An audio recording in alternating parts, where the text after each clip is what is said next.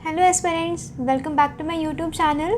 मैं आपके लिए आज के टॉप करंट अफेयर्स लेके आई हूँ। यहाँ मिलेगा आपको एकदम क्रिस्प एनालिसिस, प्रीलिम्स के facts, mains GS paper linkage, PYQs and answer writing के बूस्टर्स। तो बिना टाइम वेस्ट किए शुरू करते हैं आज का मिशन यूपीएससी। आज है जी 15 जुलाई 2025। आज का न्यूज़पेपर आपको बिल्कुल भी मिस नहीं करना है क्योंकि आपके जीएस पेपर 1, 3 एंड प्रीलिम्स के लिए इम्पोर्टेंट है। ठीक है, मैं महिमा मिश्रा प्रेजेंट करती हूँ आज का Indian Express and the Hindu newspaper analysis. आज का इंस्पिरेशनल थॉट क्या है? Life is tough but you are tougher.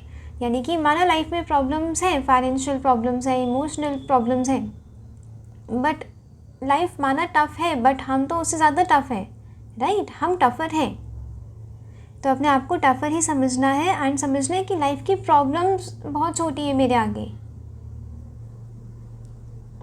देखते हैं जी कल हमने क्या पढ़ा। यहाँ पे मैं क्विक फैक्ट रिवीजन पॉइंट्स लेके आऊँगी। जो हमने कल पढ़ा ना, जो हमने प्रीवियस डे पढ़ा, उसका एक क्विक रीकैप लेके आऊँगी जो आपके प्रीलिम्स के लिए बहुत ही ज़्यादा इंपॉर्टेंट होगा। यहाँ पे मैं मेंस का रिपीट नहीं करूँगी वो रीकैप, क्योंकि मेंस का रिपीट करूँगी तो डे ही रिपीट हो जाएगा, राइट?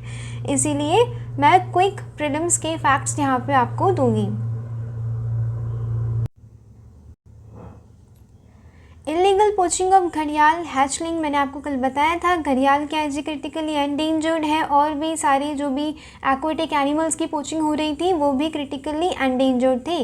घड़ियाल ये क्रिटिकली एंडेंजर्ड, इसका मेन हैबिटेट क्या है? National Chambal Sanctuary MP. इसीलिए मैंने यहाँ पे शॉर्ट में लिखा है ताकि आपने जो पढ़ा है उसका एक क्विक रीकैप हो पाए, जल्दी से एक समरी हो पाए, जो आपके प्रीलिम्स के पॉइंट ऑफ व्यू से बहुत इंपॉर्टेंट है। आप अगर रिविज़न करेंगे तो क्या होगा? फैक्ट्स आपके ब्रेन में बैठ जाएंगे काफ़ी लंबे समय तक के लिए। चंबल रिवर का origin Singar Chouri peak is in Vindhyas MP में। ठीक है, कहाँ से बहती है? Madhya Pradesh, Rajasthan and UP. Tributary of Yamuna बताया था, ट्रिब्यूटरी ऑफ यमुना है चंबल सिंध बेतवा केन यमुना की ट्रिब्यूटरीज़ है, राइट? अब चंबल की ट्रिब्यूटरीज कौन सी है? काली सिंध एंड पर्वती किसकी ट्रिब्यूटरी है? चंबल की। यहाँ पे इंपॉर्टेंट डैम कौन कौन से हैं? Gandhi Sagar dam, Rana Pratap Sagar dam, Jawahar Sagar dam. उसके बाद हमने क्या पढ़ा था? हमने पढ़ा था ऑर्डिनरी रेजिडेंस के बारे में।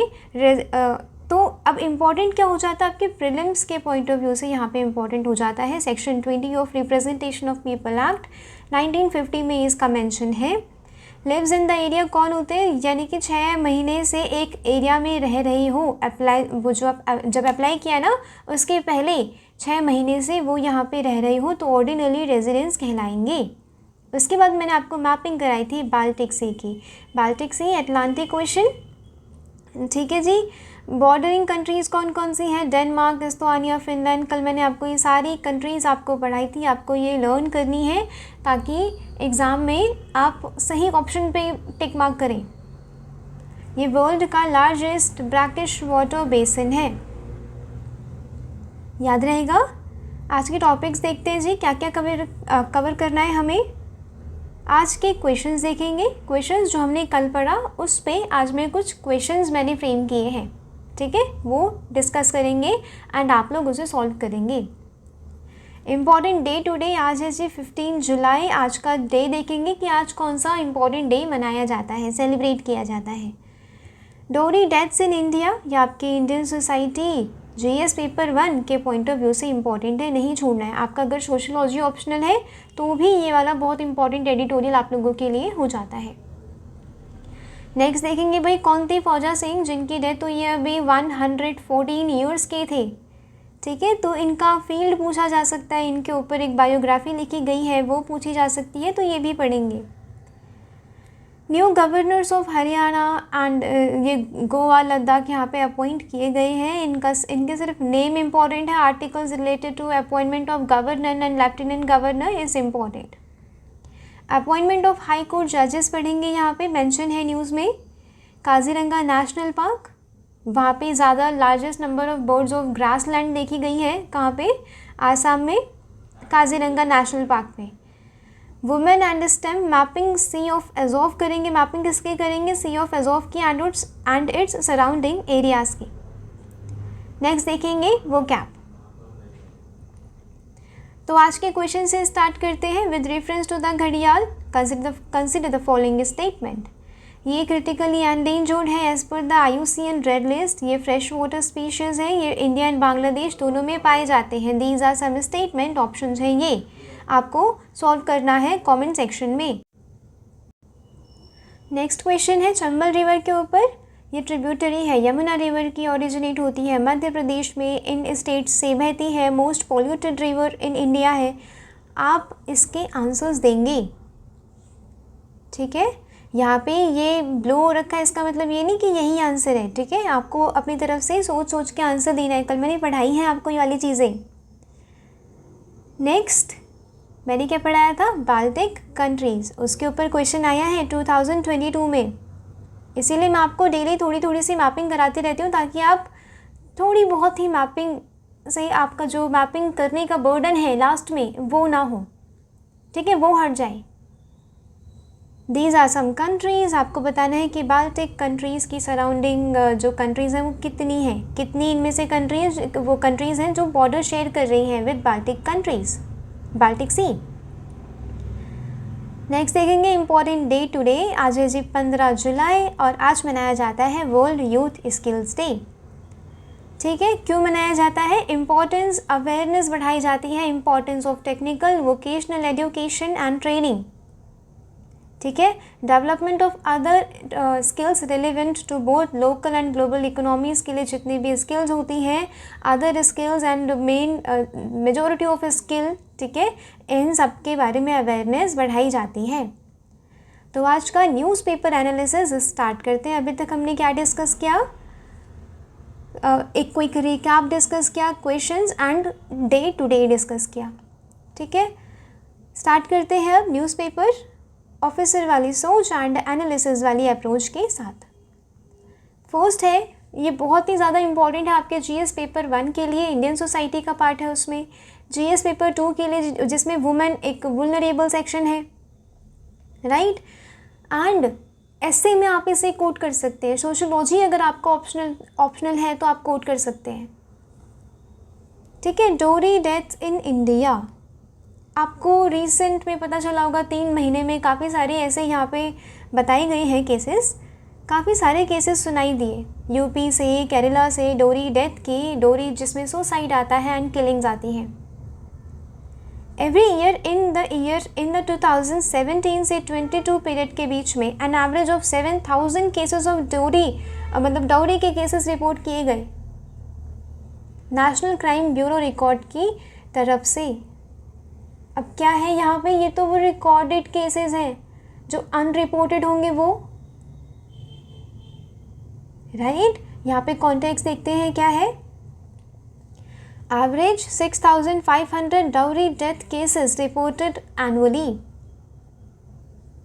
ठीक है। टोटल 39,000 हो रही है इन 6 सालों में। कन्विक्शन कितना है, only 67% of the cases of filing of the charge sheets by end of 2022।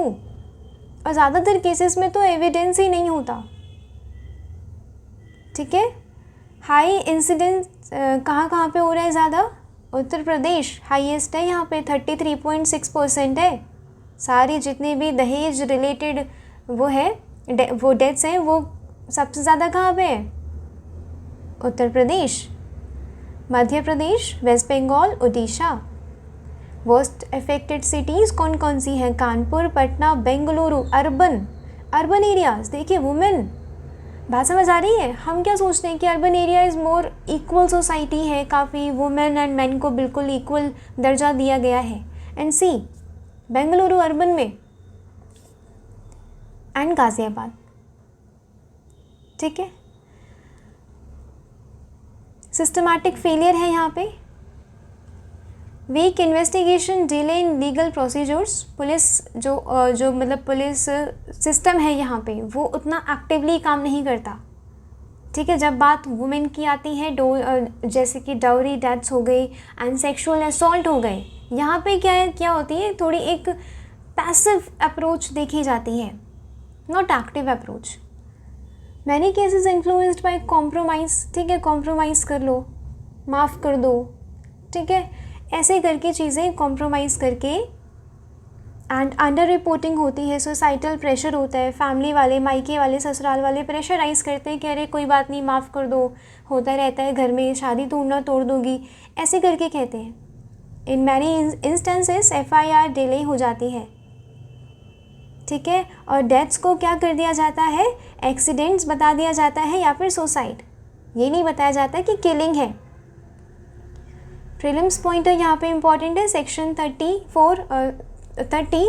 304B of IPC, dowry death within 7 years of marriage under suspicious circumstances, harassment होती है या दहेज की डिमांड होती है तो यहाँ पे पनिशमेंट का प्रावधान है। सेक्शन 498A IPC क्या कवर करता है, क्रूएलिटी बाय हस्बैंड एंड ससुराल वाले रिलेटिव्स, ठीक है। ये वाले 2 इम्पॉर्टेंट है। डाउरी प्रोहिबिशन एक्ट कब आया था, 1961। ये आपके स्टेट PCS के लिए इम्पॉर्टेंट है क्योंकि वहाँ पे ईयर पूछते हैं एक्ट्स वगैरह का। वे फॉरवर्ड क्या है यहाँ पे, वे फॉरवर्ड बहुत ही ज़्यादा ज़रूरी हो जाता है क्योंकि ये आपके GS पेपर 1, 2 ऐसे में एंड इंटरव्यू में बहुत इंपॉर्टेंट है, ठीक है। जब आपसे दहेज से रिलेटेड कुछ पूछा जाएगा तो आप वे फॉरवर्ड वहाँ पे एक लंबा चौड़ा वे फॉरवर्ड बताएंगे, कुछ ग्राउंड रियलिटीज़ बताएंगे एंड कुछ प्रैक्टिकल वेज बताएंगे कि आप ऐसे ऑफिसर मतलब बन के या फिर आप एडमिनिस्ट्रेशन में आके आप ऐसे टैकल करेंगे वो जो डाउरी रिलेटेड जो भी डेथ्स हो रही हैं, सुसाइड हो रहे हैं। Fast track investigation and trials, dedicated dowry crime units होनी चाहिए डिस्ट्रिक्ट लेवल पे with forensic and legal experts. Fast track courts को इस्टेब्लिश करना है ताकि जल्दी से ट्रायल्स हो सके एंड कन्विक्शन को प्रूव किया जा सके। पुलिस रिफॉर्म चाहिए, सबसे पहले तो सेंसिटाइज करना है पुलिस को, सैनिटाइज नहीं मत समझिएगा, ठीक है, सेंसिटाइज करना है। Sensitise is basically empathy develop करनी है। जो भी वुलनरेबल सेक्शन है यहाँ पे वुमेन है अभी, ठीक है, उसके प्रति कुछ ऐसे ऑफिसर्स होनी चाहिए, वुमेन भी इंक्लूडेड होनी चाहिए इसमें कि ताकि वो थोड़ा सिंपैथाइज करें, प्रॉब्लम उनकी सुने, ठीक है। और यहाँ पे जेंडर एंड लीगल ट्रेनिंग के थ्रू यहाँ पे सेंसिटाइज करना है पुलिस को। Mandate registration of FIR in all unnatural death of married women, यानी कि 7 साल के अंदर अंदर जो भी अननेचुरल डेथ हो रही है वुमेन की, वो मैंडेट रजिस्ट्रेशन ऑफ FIR उसका होना चाहिए। बात समझ आ रही है। Implement strict accountability for delays, अगर चार्जशीट को फाइल करने में लेट हुई तो उसके लिए स्ट्रिक्ट अकाउंटेबिलिटी इस्टेब्लिश की जाए। हायर अथॉरिटीज़ को, जो ये लोकल पुलिस है, ये जवाबदेही रहे इनकी। जुडिशियल सेंसिटाइजेशन, यानी कि जो भी जजेस होते हैं एंड प्रोसिक्यूटर्स होते हैं, इन्हें भी ट्रेनिंग मिलनी चाहिए डाउरी रिलेटेड केसेस में with empathy and urgency. And the practice of accepting and out of court compromises. Out of court compromises कौन से होते हैं, कोर्ट में ट्रायल नहीं होगा बट बाहर कॉम्प्रोमाइज़ हो जाएगा विथ फैमिली।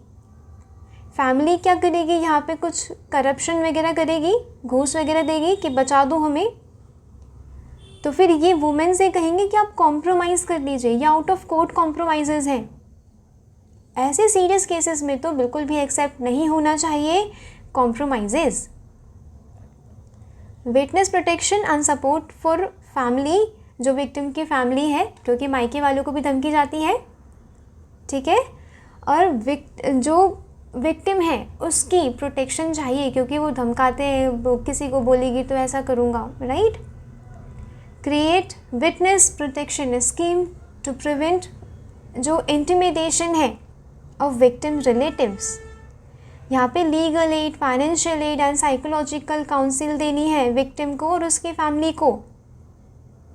लीगल रिफॉर्म चाहिए। Review the dowry prohibition act of 1961, इसे और ज़्यादा अपडेटेड बनाया जाए और ज़्यादा इसमें प्रोविजंस इंक्लूड किए जाएँ, पनिशमेंट्स इंक्लूड की जाएँ, इसे ज़्यादा रोबस्ट बनाना है एंड एनफोर्सिएबल बनाना है।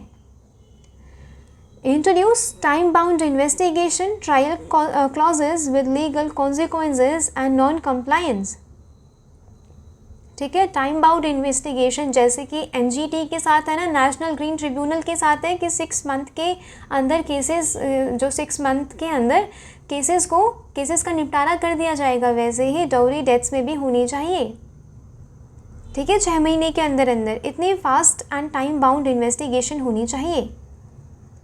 क्योंकि देखिए अगर जस्टिस डिलेड है ना तो वो जस्टिस डिनाइड ही है, राइट। मतलब सालों साल घिसते चले जा रहे हैं, 7 साल 11 साल कोर्ट कचहरी के चक्कर ही घिसते चले जा रहे हैं, राइट। इतने सारे पेंडिंग केसेस हैं, इनएक्टिविटी फ्रॉम जजेस देखी गई है, ये चीज़ हमें ठीक करनी है। रन नेशन वाइड कैंपेन, ये पब्लिक कैंपेन अवेयरनेस हमें बढ़ानी चाहिए, जैसे कि Beti Bachao Beti Padhao. Legal rights of women, aware कराना है हमें वुमेन को कि आपके पास कुछ कानूनी अधिकार हैं, आपके पास अगर उन अधिकारों का उल्लंघन होता है तो आप क्या कर सकते हैं, कानून के पास जा सकते हैं न्याय लेने। सोशल लेवल्स ऑफ डाउरी, इनके बारे में हमें अवेयर कराना है वुमेन को कि कौन कौन से केसेस आप डाउरी समझेंगे, आप दहेज के लिए प्रताड़ना समझेंगे। इन्वॉल्व रिलीजियस लीडर्स जैसे कि टीचर्स हो गए, इन्फ्लुएंसर्स हो गए, एंड यूथ जो डीनॉर्मलाइज करें, जो दहेज प्रथा को बिल्कुल डीनॉर्मलाइज करें, क्योंकि दहेज प्रथा देखिए कब से चलती आ रही है, अभी तक प्रेवलेंट है।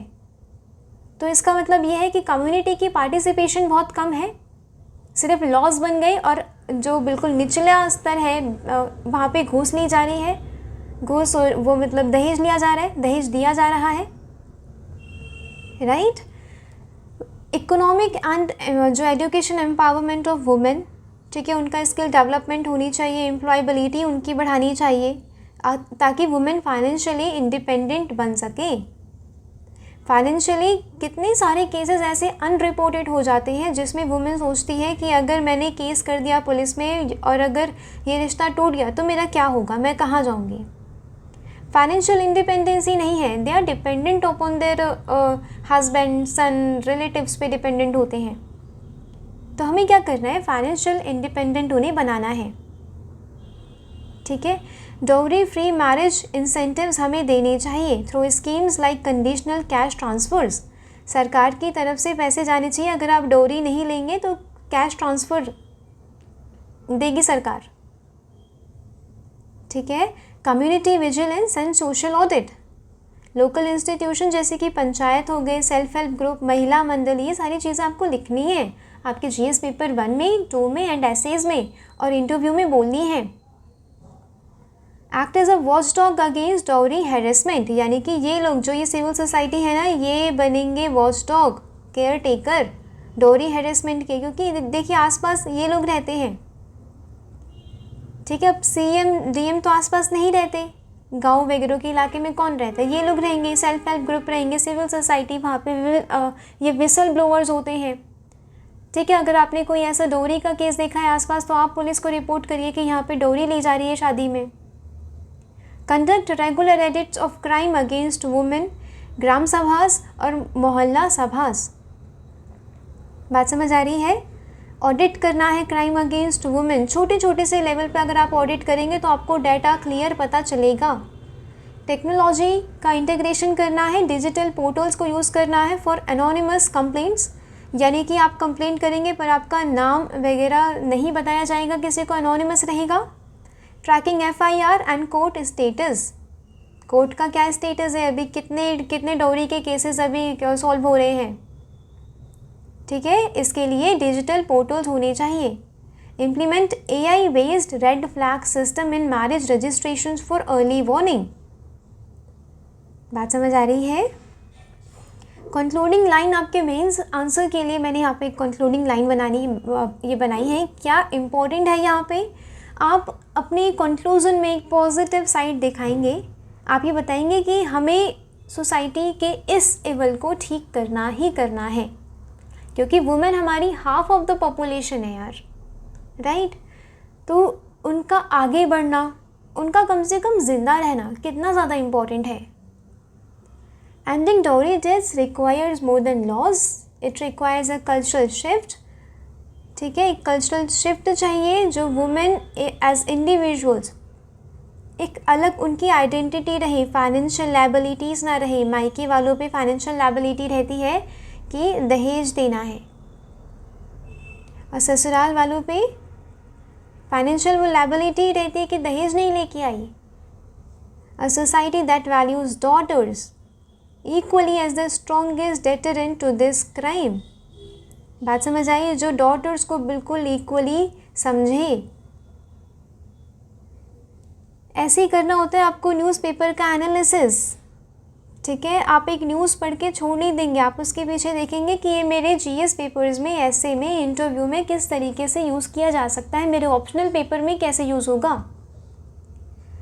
नेक्स्ट इम्पॉर्टेंट एक वन लाइनर, एक करंट अफेयर की तरह आप इसे ले सकते हैं। मैराथनर फौजा सिंह, ये 114 साल के थे, मारे गए एक्सीडेंट में। 114 के थे एंड मारे गए एक्सीडेंट में, राइट। ये मैराथनर थे ब्रिटिश की तरफ से, ठीक है, ब्रिटिश मैराथनर थे एंड ओरिजिन क्या है इनका? इंडिया। इनके ऊपर एक बायोग्राफी बनी है, इस वाले बायोग्राफी को आप याद रखेंगे क्योंकि न्यूज़ में मेंशन है। अभी ये और चलेगा, ठीक है। फौजा सिंह 114 ईयर्स ओल्ड, ऐसे करके चलेगा, तो आपको ये बायोग्राफी याद रखनी है, ठीक है। ये टर्बैंड टोर्नेडो बायोग्राफी है, किसने लिखी है? कुशवंत, मिस्टर कुशवंत ने। ये farmer state information commissioner of Punjab रह चुके हैं, ठीक है। इतना सही पढ़ना है। वन लाइनर करंट अफेयर आपके स्टेट पीसीएस एंड जो अदर एग्जाम्स होते हैं उसमें पूछा जा सकता है। New governors for Haryana, Goa and Ladakh, यहाँ पे देखते हैं जी कविंदर गुप्ता। ये वाला भी वन लाइनर है। वन लाइनर मैं इसीलिए इंक्लूड करा रही हूँ क्योंकि स्टेट पीसीएस में पूछ लेते हैं कभी कभी, राइट। एंड अदर एग्जाम्स में जैसे कि एपीएफओ हो गया, एसएससी हो गया, इस वाले एग्जाम्स में पूछते हैं ये। Kavinder Gupta appointed as lieutenant governor Ladakh के, अशोक गजपति राजू गोवा के एंड आशिम कुमार घोष हरियाणा के। आपको ये नाम देख के नहीं लगता कि गवर्नर आउटसाइडर्स होते हैं, है ना? घोष बंगाली, कहाँ का? हरियाणा। राजू, ये गजपति नाम उड़ीसा में होता है ज़्यादातर, कहाँ पे? गोवा। बात समझ आ रही? तो गवर्नर्स आउटसाइडर लिए जाते, स्टेट के नहीं लिए जाते, ठीक है। वैल्यू एडिशन पॉलिटी के लिए क्या इंपॉर्टेंट है यहाँ पे? आर्टिकल 155 क्या है? Governor of a state is appointed by the president. Important है और बहुत इजी भी है, ठीक है। ये तो हम लक्ष्मीकांत वगैरह में पढ़ ही लेते हैं कितनी बार। आपको आर्टिकल याद रखना है, आर्टिकल 155। आर्टिकल 239 क्या है जी? यूनियन टेरिटरीज़ के जो एडमिनिस्ट्रेटेड हैं, ठीक है।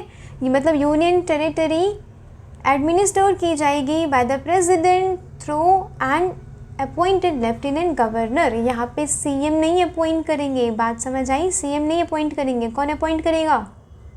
प्रेसिडेंट, ठीक है जी, याद रखना है। Centre gives approval for transfers and appointment of new chief justice of high court. यहाँ पे इंपॉर्टेंट हो जाता है आपके लिए हाई कोर्ट के अपॉइंटमेंट, हाई कोर्ट के जो जजेस होते हैं उनके अपॉइंटमेंट को पढ़ना। आर्टिकल 217 ऑफ द कॉन्स्टिट्यूशन क्या है? किससे डील करता है? हाई कोर्ट के जजेस का अपॉइंटमेंट। अपॉइंट किए जाते हैं बाय द प्रेसिडेंट। कंसल्टेशन चाहिए होती है जी चीफ जस्टिस ऑफ इंडिया, याद रखिएगा। चीफ जस्टिस ऑफ इंडिया की ये कंसल्टेशन चाहिए with the governor of the state. ये दोनों कंसल्ट करेंगे प्रेसिडेंट को, तभी अपॉइंट करेंगे जज of a high court. In the case of appointment of a जजेस other than the chief justice के अलावा जो भी जजेस होते हैं, अगर उनका अपॉइंटमेंट होता है तो chief justice of high court से भी कंसल्ट लिया जाएगा। कंसल्टेशन प्रोसेस क्या है? कोलिजियम में आपको पढ़ा चुकी हूँ पहले भी, इसीलिए कहते हैं कि नोट्स बना के रखना है आपको, ताकि आपको वही सेम चीज़ें बार बार रिपीट ना करनी पड़े, आप सिर्फ रिवीजन करें। कोलिजियम CGI 2 सीनियर मोस्ट जजेस, ये इनका एक कोलिजियम होता है, ये लोग नेम रिकमेंड करते हैं, ठीक है जी। रिकमेंडेशन फिर भेजी जाती है चीफ मिनिस्टर को, ये स्टेट के पॉइंट ऑफ व्यू से बात कर रही हूँ वो भी, ठीक है, स्टेट में हो रहा है ये सब। चीफ मिनिस्टर को भेजी जाती है जो एडवाइस करते हैं गवर्नर को, और गवर्नर प्रपोजल भेजती है लॉ, यूनियन लॉ मिनिस्टर को। Chief justice of high court is appointed as per the policy of having the chief justice from the outside of the respective state. Chief justice of high court कौन कौन से होते हैं? ये भी respective state के outside से appoint किया जाता है। ठीक है जी। एडहॉक जजेस का आर्टिकल आपको याद रखना है, आर्टिकल है 224A, नहीं भूलना है। ठीक है, ये नहीं कि आपने एक न्यूज़ पढ़ी और छोड़ दिया, नहीं, उसका वैल्यू एडिशन भी आपको देखना है। जैसे कि ये वाला वैल्यू एडिशन आपके प्रीलिम्स के लिए इम्पॉर्टेंट था जो मैंने अभी पढ़ाया। नेक्स्ट, फेमस फॉर राइनोस, यानी कि काजीरंगा नेशनल पार्क में क्या पाए जाते हैं? राइनोस। ठीक है, राइनोसोरस। यहाँ पे highest diversity of grassland birds देखी गई हैं। यहाँ पे क्रिटिकली एंडेंजर्ड बर्ड्स हैं जैसे कि Bengal florican, endangered Finn's weaver. ठीक है, ये पॉइंट्स क्या है जी? काजीरंगा नेशनल पार्क के बारे में पढ़ेंगे। लोकेशन है इसकी आसाम। ये single largest undisturbed and representative area है, कहाँ का? ब्रह्मपुत्रा वैली फ्लड प्लेन का। लीगल स्टेटस क्या है? नेशनल पार्क बना है जी 1974 में, टाइगर रिजर्व बना है जी 2007 में, इसे स्टेटस मिला है टाइगर रिजर्व का 2007 में। यूनेस्को की वर्ल्ड हेरिटेज साइट डिक्लेयर किया गया है 1985। यही वाला याद रखना है, इम्पॉर्टेंट है। भले ही आप ऊपर वाले 2 ईयर्स याद ना रखें अगर कोई स्टेट स्पेसिफिक नहीं है तो, पर यूनेस्को में कब इंक्लूड हुआ ये चीज़ याद रखनी है, बहुत ईजी है, 1985। Important bird area by bird, जो बर्ड लाइफ इंटरनेशनल है उसके द्वारा ये रिकॉग्नाइज किया गया है as an important bird area. Home of the world's most one horn rhinoceros, Pobitora wild life sanctuary is the highest density of one horn rhinoceros in the world and the second highest कहाँ मिलेंगे जी? मतलब second highest है after Kaziranga. ठीक है जी। Much of the 4 species conservation efforts in the Kaziranga कहाँ पे फोकस करते हैं? Big 4 species, rhino, elephant, royal Bengal tiger and Asiatic. ठीक है, tiger, Asiatic water buffalo is here, Asiatic water buffalo. यहाँ पे देखिए जी, काजीरंगा नेशनल पार्क देखा होगा, आ रही है यहाँ से ब्रह्मपुत्रा रिवर, होलांगप्पर, गिबॉन सेंचुरी, वो गिबॉन वाइल्ड लाइफ सेंचुरी कहाँ है? आसाम में। दिब्रू-सैखोवा नेशनल पार्क, चीज़ें याद रखेंगे, ये मानस, ये ओरांग, ये लाओखोवा वाइल्ड लाइफ सेंचुरी। ठीक है जी, चीज़ें याद रखेंगे। ब्रह्मपुत्रा के बिल्कुल नियर है काजीरंगा, ब्रह्मपुत्रा बहती है वहाँ से। ठीक है, ये देखिए अदर नेशनल पार्क पढ़ाया अभी, रायमोना, मानस, ओरांग, नामेरी, दिहांग पटकाई, दिब्रू-सैखोवा एंड काजीरंगा। ठीक है, ऐसे भी समझ सकते हैं कि काजी जी शादी करवा रहे हैं रायमोना से, और नामेरी तो मतलब लड़की क्या है? नामेरी। ठीक है, ऐसे करके याद रख सकते हैं आप ये वाले, ये Dihang Patkai, Dibru Saikhowa. Next important, women STEM careers and a more receptive industry, ये आपके लिए इम्पॉर्टेंट है जीएस पेपर 3 के लिए। अगर आप एम्प्लॉयबिलिटी ऑफ वुमेन दिखाएंगे जीएस पेपर 2 के लिए, क्योंकि उसमें वुलनरेबल सेक्शन वुमेन है, एंड जीएस पेपर 1 के लिए इंडियन सोसाइटी, जहाँ पे आप participation of women in public sphere दिखाएंगे, ऐसे के लिए इम्पॉर्टेंट है, एंड इंटरव्यू के लिए इम्पॉर्टेंट है। ये तो बहुत ही ज़्यादा इम्पॉर्टेंट है। करंट सिनारियो क्या है जी इंडिया का? 43% ऑफ द स्टेम ग्रेजुएट्स क्या हैं? वुमेन हैं, और सिर्फ 27% है जी स्टेम में, STEM science and technology related fields में। बात समझ आ रही है? Periodic labour force survey 2023 to 24 के हिसाब से जो वर्कफोर्स पार्टिसिपेशन रेट है वुमेन का वो बढ़ा है, 41.7% हुआ है, एक मीनिंगफुल जंप है ये। ठीक है, बट कहाँ पे बढ़ा है? रूरल वुमेन में बढ़ा है।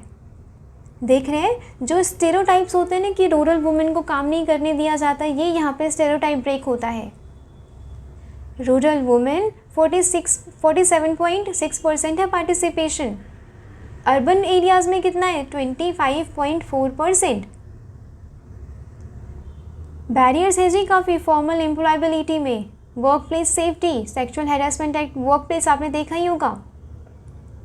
ये सोसाइटल एक्सपेक्टेशन हाँ, घर भी संभाले, बाहर भी संभाले, थोड़ी इमोशनल केयर गिविंग भी दे हस्बैंड को एंड केयर गिविंग दे अपने एल्डर्स को। ये सोसाइटल एक्सपेक्टेशन होती है जो सिर्फ वुमेन से यहाँ पे कंसिडर की जाती है, डिमांड की जाती है। ठीक है, यूनेस्को इंस्टीट्यूट ऑफ स्टैटिस्टिक्स के हिसाब से ओनली 31.5% रिसर्चर्स हैं वो जो वर्ल्ड वाइड हैं वो वुमेन हैं, सिर्फ 31। ठीक है, ये वाले ना डाटा आप लोग याद रखेंगे, क्योंकि डाटा हम स्पेसिफिक कहीं से ढूंढते नहीं है, जो भी एडिटोरियल वगैरह में आते हैं ना वही चीज़ लिख दी जाती है फिर साथ में आंसर्स में। अकॉर्डिंग टू द एस्टिमेट्स, ये वाला एक ग्लोबल इंस्टीट्यूट है, इसने क्या एस्टिमेट किया है कि 68 million more women to participate in India workforce. अगर ये पार्टिसिपेट करेंगे तो इंडिया की जीडीपी बाय 2025 कितनी बढ़ जाएगी? $700 बिलियन बढ़ जाएगी। अगर 68 मिलियन वुमेन ने और काम किया तो। नेशनल एजुकेशन पॉलिसी 2020 क्या है? ये थोड़ी पार्टिसिपेशन एंड अपॉर्चुनिटीज़ देती है वुमेन को स्टेम में काम करने के लिए। ठीक है, और यहाँ की समरी मैंने यहाँ पे नीचे लिखी है ताकि आपको क्लियरली विजिबल रहे। ठीक है, यहाँ पे बैरियर्स क्या है? Gender bias, lack of role models, work place safety, concerns in societal expectation. NEP 2020, ठीक है, इसने हेल्प करी है, ओपन न्यू पाथवेज ओपन किए हैं। Focus on revitalising ITI, vocational training skilling rural youth. Challenges क्या हैं जी? जेंडर का परसेप्शन इन हायरिंग, कोडिंग वुमेन के लिए नहीं है, कोडिंग जो मतलब सिलाई कढ़ाई बुनाई सीखनी चाहिए वुमेन को, वुमेन आर रिस्ट्रिक्ट कर दिया गया है कुछ ही काम में। क्लीनिंग, केटरिंग एंड केयरिंग, ये ट्रिपल सीज हैं, ये पिंक कॉलराइजेशन है यहाँ का, चाहे वो एयर होस्टेस क्यों ना कि वो केटर कर रही हो। बात समझ आई? यहाँ पे क्या है? पिंक कॉलराइजेशन इसे कहते हैं कि कुछ जॉब्स वुमेन के लिए रिजर्व कर दी गई जो लो पेड है, लो स्टेटस वाली हैं। आप ये चीज़ें लिखेंगे अपने आंसर्स में। फ्यूअर लीडरशिप रोल, ठीक है जी, लीडरशिप रोल बहुत ही कम है। ये आप अपने कैबिनेट में भी देख सकते हैं, काउंसिल ऑफ मिनिस्टर्स में। एंड कितना पॉलिटिकल पार्टिसिपेशन रहता है वुमेन का एट टॉप एग्जीक्यूटिव। ठीक है, कंपनीज में टॉप एग्जीक्यूटिव्स की पोस्ट में कितनी रहती हैं आपको पता ही है। Work places are often unwelcoming, inflexible है जी वुमेन प्रोफेशनल्स के लिए। लिमिटेड करियर सपोर्ट है, जैसे कि mentorship, child care and flexible schedule नहीं है। ठीक है, सॉल्यूशंस यहाँ पे क्या है? आपको जेंडर रिस्पॉन्सिव वर्क प्लेस बनाना है। यहाँ पे इंक्लूसिविटी, फ्लेक्सिबिलिटी एंड सेफ्टी को इंक्लूड करना है। एनकरेज करना है गर्ल्स को in early education to take up science and tech, क्योंकि साइंस एंड टेक में वुमेन की पार्टिसिपेशन बढ़ानी है। Highlight and support female role models in STEM. Public private partnership चाहिए डाइवर्सिटी को इंक्रीज करने के लिए। यहाँ पे प्राइवेट इंस्टीट्यूशनल सपोर्ट भी चाहिए कि प्राइवेट जो इंस्टीट्यूशंस होते हैं वो खुद इंसेंटिव्स दे वुमेन को स्टेम में, यानी कि साइंस एंड टेक्नोलॉजी में पार्टिसिपेशन करने के लिए, वहाँ की यूनिवर्सिटीज़ में एनरोल करने के लिए। Ensure equity in funding and research opportunities. ठीक है जी, इंडस्ट्री का रोल क्या है? A receptive industry ecosystem is a key to empowering women. सिर्फ शिफ्ट करना में टोकनिज्म से एक सिस्टमैटिक सपोर्ट चाहिए फीमेल टैलेंट को। Firms need to invest in upskilling, women की स्किलिंग की अपस्किलिंग होनी चाहिए, अपग्रेडेशन होना चाहिए। Leadership training and inclusive policies, ये वाले कीवर्ड्स मैं इसीलिए एम्फसाइज करके कहती हूँ, बोलती हूँ, ताकि आप इन्हें अपने आंसर्स में नोट करें। विज़न क्या है जी फ्यूचर का? Skilling girls in emerging fields like जैसे कि artificial intelligence, biotechnology, clean energy बहुत ही ज़्यादा ज़रूरी है। अगर हम साइंस एंड टेक्नोलॉजी जो एरेना है हमारी कंट्री का, उसमें अगर हम इंक्लूसिविटी लेके आना चाहते हैं तो। स्टेम करियर्स क्या एक ब्लूप्रिंट है एंड मोर इक्विटेबल इंडिया बनाने का एक प्रॉमिस करता है स्टेम करियर, जहाँ पे वुमेन कंट्रीब्यूट कर सकती है नेशन के ग्रोथ में। ये चीज़ें आप ये लिखेंगे। ये नहीं कि डाटा मिला है किसी एडिटोरियल में तो वो पढ़ के छोड़ दिया, नहीं, एडिटोरियल को पूरा एनालाइज करना है आपको, उसमें चैलेंजेस देखने हैं, उसमें वे फॉरवर्ड देखना है। बात समझ आ रही है? ऐसे करने से आपको न्यूज़पेपर का एनालिसिस। नेक्स्ट देखेंगे मैपिंग देखेंगे आज सी ऑफ एज़ोव की। This is sea of Azov. Bordering countries Ukraine, Russia. बात समझ आ रही है? सी ऑफ एज़ोव कनेक्टेड है ब्लैक सी से, कौन सी स्ट्रेट से? स्ट्रेट ऑफ केर्च, ठीक है। नेक्स्ट ये वाली चीज़, ये वाली मैपिंग आपके लिए इम्पॉर्टेंट है।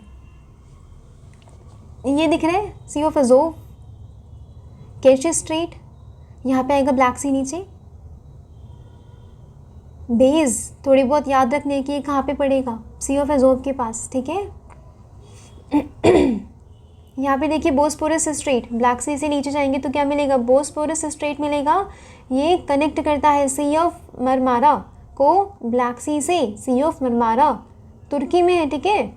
इससे कनेक्ट करता है ब्लैक सी को कौन सा स्ट्रेट? Bosporus straight. स्ट्रेट वो होता है जो 2 वाटर बॉडीज़ को कनेक्ट करता है, दिस इज स्ट्रेट। बात समझ आई? और वहीं इस्तमस क्या होता है? इस्तमस आप लोग कमेंट सेक्शन में बताएंगे, बहुत ईजी है, 6th क्लास की एनसीईआरटी में मिलता है ये सब, ठीक है। इस्तमस क्या है ये आप लोग बताएंगे, स्ट्रेट मैंने बताया अभी, ठीक है। चीज़ें याद रखेंगे। यहाँ पे देखिए अराबत स्पिट है, ये अराबत स्पिट यानी कि जो बीच होता है ना, बीच आपने देखा होगा समुद्र में, ये ऐसे करके एक स्पिट होता है, ऐसे करके। ये पूरा सैंडी एरिया होता है यहाँ का, बहुत ही फाइन सैंड यहाँ पे मिलती है। नेक्स्ट वोकैब देखेंगे। वोकैब आज की वोकैबलरी में वर्ड है अपबीट। इसका मीनिंग होता है ऑप्टिमिस्टिक, चीयरफुल एंड चीयरी, ठीक है। ऑप्टिमिस्टिक रहना, बिल्कुल हाँ, उत्साहित रहना। वहीं इसका विलोम क्या है? पेसिमिस्टिक, हतोत्साहित रहना, ठीक है जी, याद रखेंगे। एग्जाम्पल का sentence, he was upbeat about the companies future, यानी कि वो कंपनी के फ्यूचर के बारे में काफ़ी उत्साहित है, काफ़ी ऑप्टिमिस्टिक है। ऐसे करना होता है जी आपको न्यूज़पेपर एनालिसिस। आपको एक न्यूज़ पढ़ के छोड़ नहीं देना, आपको अच्छे से एनालाइज करना है, ठीक है। आपके जीएस पेपर्स के लिए, प्रीलिम्स के लिए, इंटरव्यू, वैसे आप न्यूज़पेपर पढ़ रहे हैं तो पूरी वैल्यू निकालिए, राइट। अगर आप इसमें टाइम दे रहे हैं तो, अगर सिर्फ हेडिंग्स देख के छोड़ देना है न्यूज़पेपर तो फिर न्यूज़पेपर उठाने का भी कोई फ़ायदा नहीं हुआ, ठीक है। न्यूज़ टीवी डिबेट देख लीजिए, आपका मनोरंजन होगा कम से कम।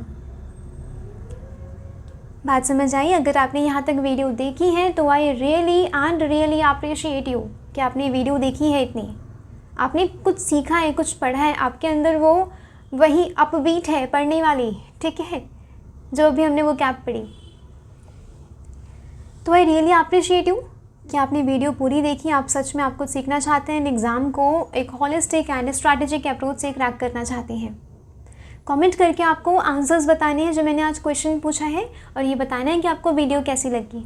अगर अच्छी लगी हो तो आप हिट लाइक करिएगा, एंड अगर कुछ आपको वैल्यूएबल लगा हो, जो मैंने कुछ वैल्यूएबल पढ़ाया हो या वीडियो आपको पसंद आई हो, तो सब्सक्राइब किए बिना नहीं जाइएगा, ठीक है।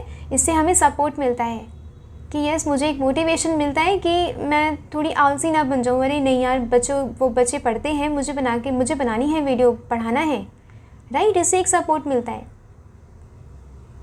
तो थैंक्स फॉर वॉचिंग, मिलते हैं कल। तब तक के लिए आपको नोट्स बनाने हैं, रिवीजन करते रहना है एंड आंसर्स लिखते रहने हैं। लेक्चर की पीडीएफ आपको टेलीग्राम चैनल पे मिल जाएगी, जिसके लिंक मैं नीचे डिस्क्रिप्शन बॉक्स में दे दूँगी। आपको क्या करना है, जो लिंक है वहाँ पे ज्वाइन करना है टेलीग्राम चैनल, एंड पीडीएफ लेनी है। आपको सिर्फ पीडीएफ लेनी ही नहीं है बल्कि लिखनी भी है। उसका जो भी वैल्यू एडिशन मैंने आज करवाया है ना, वो आप लिखेंगे अपने नोट्स में, ताकि आपको पीडीएफ्स बार बार ना खोलनी पड़े। एग्ज़ाम की लास्ट डे में नहीं खुलती पीडीएफ, लोगों की मैगजीन्स नहीं खुलती, आपकी ये छोटी छोटी वाली ये डेली वाली पीडीएफ्स क्या खुल पाएंगी। इसीलिए आपको वैल्यू एडिशन करना है, ठीक है, ताकि आप खुद के नोट से पढ़ें, आप किसी और पीडीएफ को दोबारा ना देखें। तो मिलते हैं कल, तब तक के लिए ध्यान रखिएगा अपना, पढ़ते रहिएगा, सेहत का ध्यान रखिएगा, ठीक है। सीज़न चेंज हो रहा है इसीलिए अब क्या है। तो thanks for watching, bye bye, जय हिंद।